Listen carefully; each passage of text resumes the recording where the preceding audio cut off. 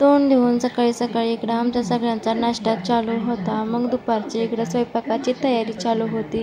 मी आईला लसूण सोलून देत होते. मग इकडं आम्ही सगळे पेप्सी खात होतो.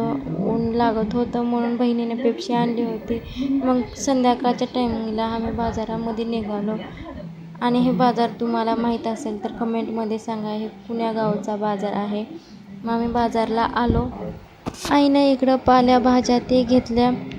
मग इकडं आमच्या गावाकडं कधी कधी चुलीवर स्वयंपाक करतात म्हणून आईने इकडं भांडे काळे होऊ नये म्हणून घडगी घेतली.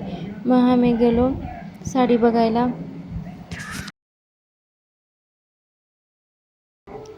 ही आहे आमच्या गावाकडचा आठवडी बाजार. आठवड्याला हे बाजार भरतो. मग तुम्हाला कसा वाटला आजचा व्लॉग ते नक्की सांगा. आणि आवडला असेल तर लाईक करा, शेअर करा आणि सबस्क्राईब करा. भेटू उद्याच्या व्लॉगमध्ये. तोपर्यंत बाय.